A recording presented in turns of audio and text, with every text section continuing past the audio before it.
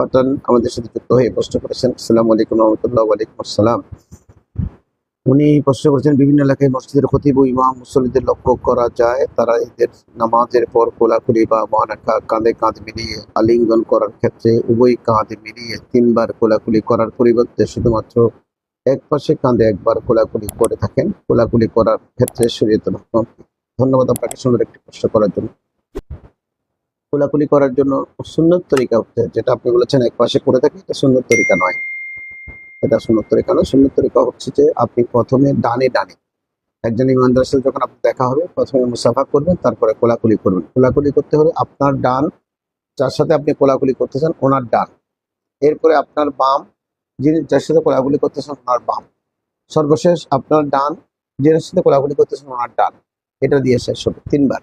তার প্রথমে আমি ডানে, আমার এই পাশটা ওনার ডানের সাথে লাগবে, তারপরে আমার বামটা ওনার বামের সাথে লাগবে, এরপরে আমার ডান আবার সর্বশেষ ওনার ডানের সাথে লাগবে। এই 3 বার কোলাকুলি এই প্রক্রিয়ায় করবার পরেই এটা সুন্নতি প্রক্রিয়া। রাসূল পাক সাল্লাল্লাহু আলাইহি ওয়াসাল্লাম সাহাবায়ে কেরামের সাথে এভাবেই মুআনাকা কোলাকুলি করতেন এবং সেটাই সুন্নত তরিকা। কে কিভাবে করতেছে আমার এটা দেখার দরকার নেই। এখন যারা বিশেষ করে বিভিন্ন এজেন্সি আমাদের দেশে কাজ করছে ইসলামের নামে, যেমন ইহুদিবাদের এজেন্ট, খ্রিস্টানদের এজেন্ট, আল হাদিস নামক এজেন্ট, ওরা কিন্তু ইসলামকে ফলত মলত করা অর্থাৎ যত পরিবর্তন করতে পারে তত ওই এজেন্ডা নিয়ে তারা এসেছে। আল হাদিস নামক যারা আছে তারা কোনো না কোনোভাবে ইহুদি বা নাসরাদের এজেন্ট। সুতরাং তারা তাদেরকে আপনি আশ্চর্য হয়ে যাবেন যে তেল আভিভ ইউনিভার্সিটিতে যেটা ইসরায়েলের রাজধানী তেল আভিভ ইউনিভার্সিটি কিন্তু ইসলাম ইউনিভার্সিটি না। এই তেল আভিভ বড় ইউনিভার্সিটি, অনেক বড়, এটা ইসরায়েলের জন্য সবচেয়ে বড় ইউনিভার্সিটি। ওই ইউনিভার্সিটিতে ইসলামিক স্টাডিজ ডিপার্টমেন্ট আছে। কি বুঝলেন আপনি? কেন উনি কেন ইসলামিক স্টাডিজ ডিপার্টমেন্ট খুলবেন? আপনি যদি বলেন যে অক্সফোর্ড ইউনিভার্সিটি ইসলামিক স্টাডিজ হচ্ছে, এটা কিন্তু আশ্চর্য হওয়ার বিষয়, কারণ ওরা তো ইসলামের পক্ষে শক্তি না।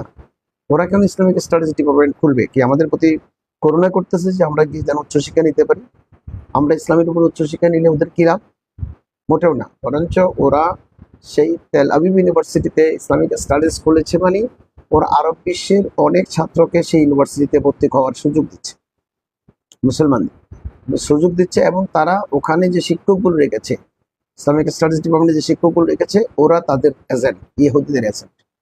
তখন স্টুডেন্ট যখন তারা পাবে, স্টুডেন্টকে তারা মগজ দোলাই শুরু করবে, মগজ দোলাই শুরু করে তাদেরকে একেবারে তাদের মতে পরিপক্ক করে তারপরে তারা বেতন দিয়ে বা তারা স্যালারি দিয়ে বিশ্বে ছেড়ে দেবে সারা দুনিয়াতে, যে তুমি Tel Aviv university Islamic studies পড়েছো। তার মুখে কিন্তু দাঁড়িয়ে আছে, মাথায় বিশাল পাগড়ি আছে, একটা ইসলামিক স্কলার।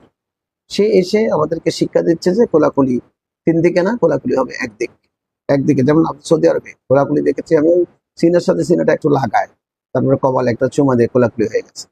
অথচ রসুল করিম সাল্লাল্লাহু আলাইহি ওয়াসাল্লাম বলেছেন যে কোলাকুলি হচ্ছে আন্তরিকতা, যে দোনো আপনি ওনার সাথে এমন ভাবে বুকে বুক মিলাবেন যেন আপনাদের দুজনের বুক একের বুক অপরের বুকের সাথে মিলে, এবং সেখানে একটা মহব্বতের নার্ভ আছে, কিছু সেন্সিটিভ বিষয় আছে।